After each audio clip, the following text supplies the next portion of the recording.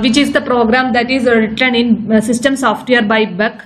So in all the modules of the system software, you see the same program. So first I explain that program. This program actually it reads records from an input device named F1 and write these records into an intermediate buffer, and from this buffer it will be written to an output device named 05. So we have an input device F1 and an output device 05. In between these two devices we have a buffer. The maximum capacity of this buffer is 4096 bytes. So this SIC program reads the records byte by byte and transfer it to a buffer. From the buffer it is copied or it is written to an output device. So this is actually a copying program. And why we use a buffer here? Because of the speed difference between the input and output devices, we use a buffer. So I already said that the input device contains records. So the end of this record is marked by a null character, and the end of the entire file. So we have a file, that file contains number of records.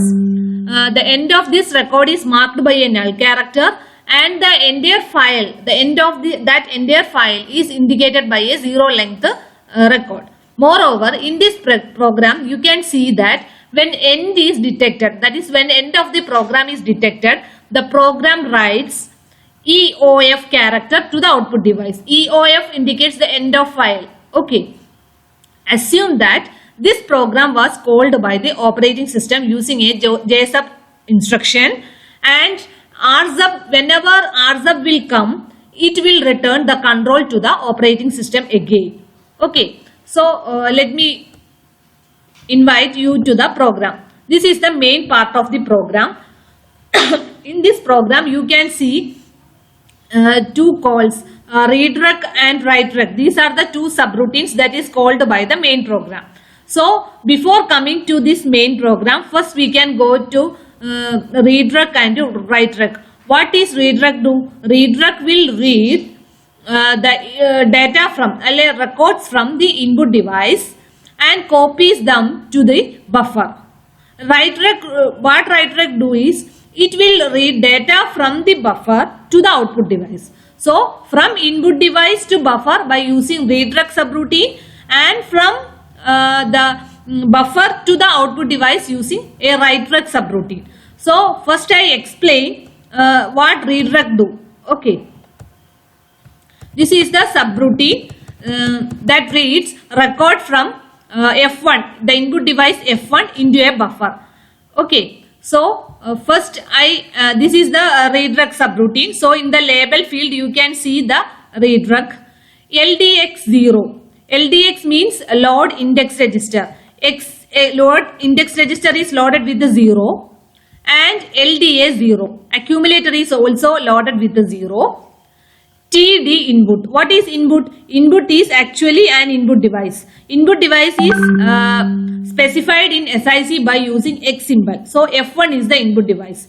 We check whether the input device is ready by using TD instruction. Jump equal. If the device is not ready, the condition code is set as equal. Jump equal means the device is not ready. So we again go to the label R loop. That is, we are always in this loop. Whenever the device is ready, the condition code is set is less than. So we will come to this line, that is RD input. When the device is ready, we go to RD input. That is, we are reading the data from F1 input device and store it in accumulator. Okay. Then we compare the content of this accumulator with the 0, whether it is 0. 0 means the end of record is come. Okay. If it is 0 means jump equal. If it is 0 means jump equal happens, and we go to exit. Exit means we go to here. Okay. If it is not 0, then we store that character to buffer of X, means buffer of 0th location we wrote, we store that character. Okay. Then TIX max length. TIX, what it do is it increments the index register by 1 and the index will be compared with the max length. Max length is the maximum capacity of the buffer, that is 4096. So we compare the index with the 4096. Okay, if it is less than, jump less than, we go to R loop. That is, we again come here and we again read the next byte from the input device. Okay, we check whether the input device is ready or not. If it is ready, we again read the input. We check whether the input comes is 0 or not. If it is 0 means it indicates the 0 length record, that is the end of record. Okay. Next we read the input. We check whether that input is 0. It is not 0. We store it in buffer of 1 and index will be incremented again, and index is compared with the maximum capacity of the buffer, and we go like this. Okay.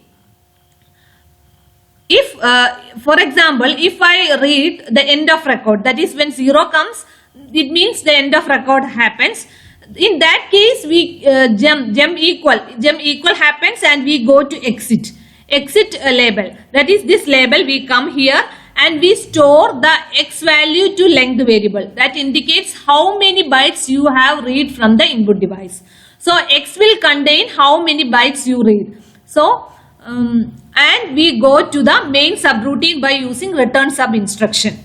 So what redirect will do is, once again I am saying that what redirect will do is, it will read the bytes or the input characters from the input device F1 and copies one by one to the buffer. So the buffer index is specified by index register X. Each time we are copying, the buffer index is incremented. So this index X will indicates the how many bytes you have read from the input device to the buffer. So finally that index will be copied to the length variable in order to indicate how many bytes you have read from the input device and copies them to the buffer. Okay. So this is the redirect subroutine. Next subroutine that we use is write rect subroutine. What write rect do is, it will copy the content of buffer and write it to the output device. So this is the subroutine write rect. Write rect first set index register to 0. Then it check the output device whether it is ready or not by using TD output instruction. Output device is 05. It check whether the output device is ready. If it is ready, then the condition code is set to less than.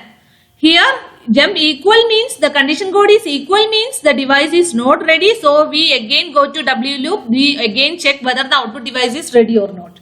If it is ready, we load character. Load character means we are loading the accumulator with a character from buffer of X, buffer of 0. From the buffer of 0, we load the buffer of 0 content to the accumulator.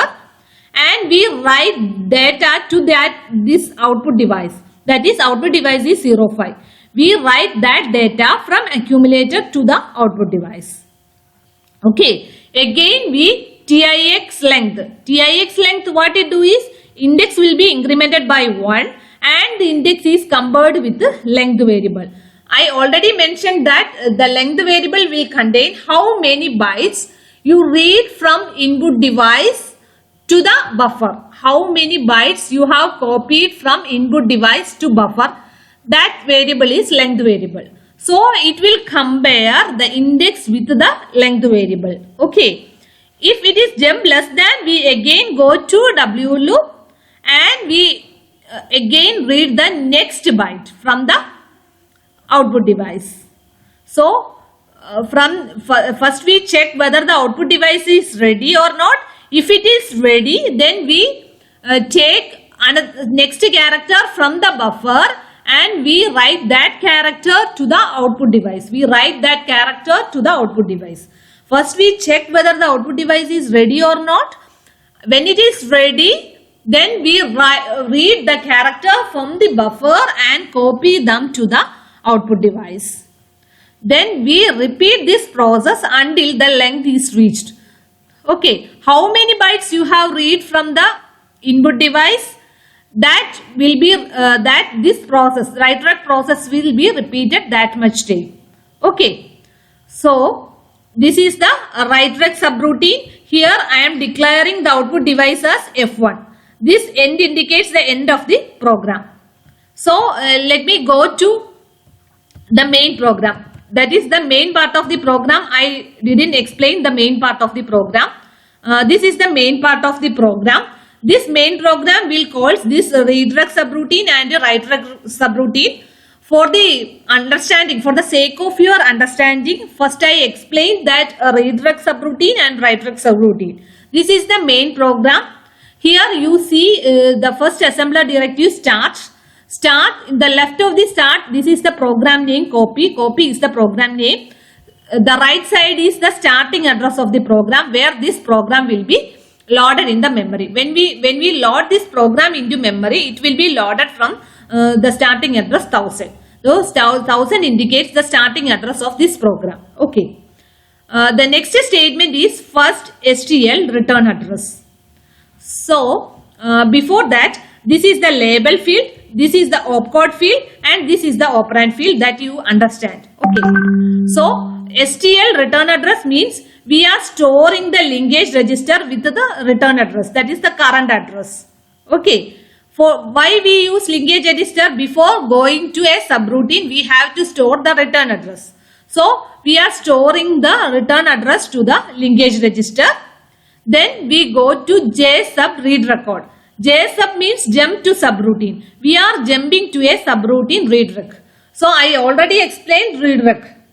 Okay. What read rec do? Read rec will, JSub read rec means our control will go to this subroutine read rec. So what read rec will do? Read rec will first set index to 0, accumulator to 0. It check whether the input device is ready or not. If it is ready, it will read from the input device and it will copy that input to buffer. Okay. So it will repeat again and again. Each time it read and it will copy them to buffer. So when we go out of this subroutine, the length variable will contains how many bytes you read from input device to the buffer. So when the return subroutine will come, return subroutine will happen, then we return to this program. So the length will contain how many bytes you have read. Okay, length will contain how many bytes you have read. So return will happen. So we again come to this part. Okay, with the help of linkage register we come to this point. So we load accumulator with the length variable. We load accumulator with length how many bytes you have copied from input device to buffer. That will contain, that information will be in the length variable. So that length how many bytes you copied, that will be loaded to the accumulator.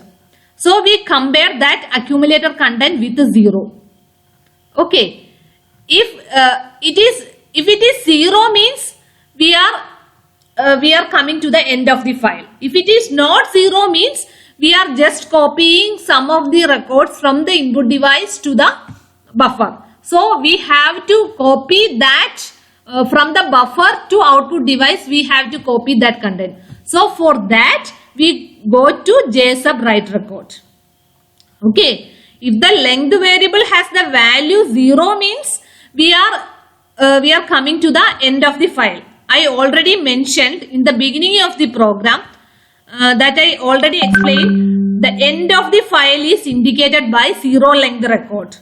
So the length value is 0 means we are coming to the end of the file. So we have to escape from this read and write. So that will be checked by jump equal end file, that we come to the end of file, and we what we do is it marks EOF to the end of the file. Okay. So if for example you are not coming to the end of the program, that is you have to read some record and we are at that point of time, so some length is there.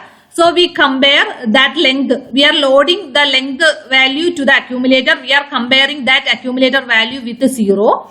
So jump equal not happen. So we come to JSUM routine. JSUM routine, jump to subroutine, write rec. That is, we are going to another subroutine, write rec.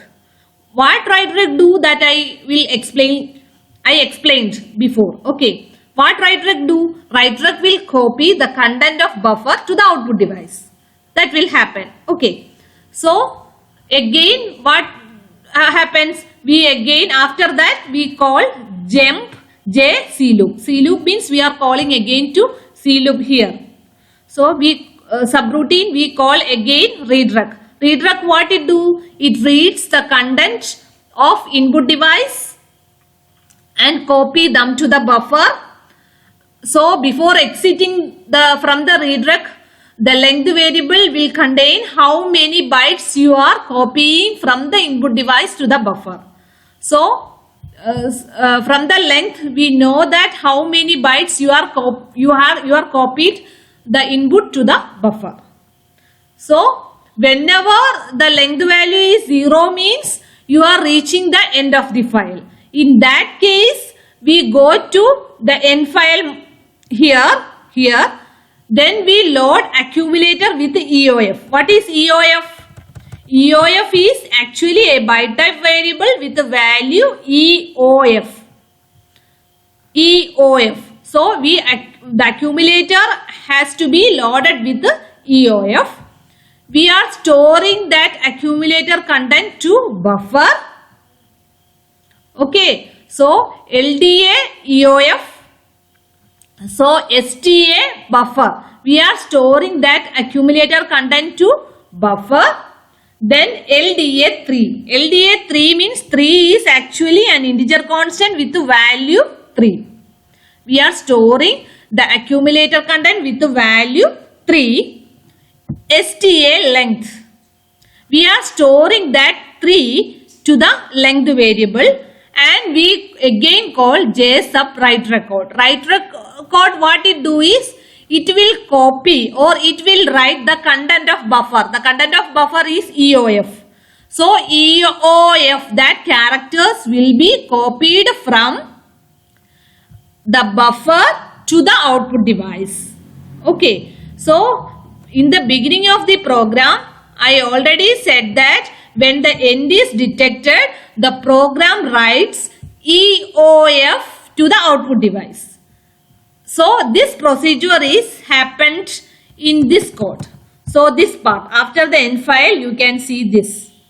Then LDL return address. We are returning to the main program again, and return subroutine happens to get the control of the OS. So this is the program that I already explained. Thank you for the support. So you must understand this program.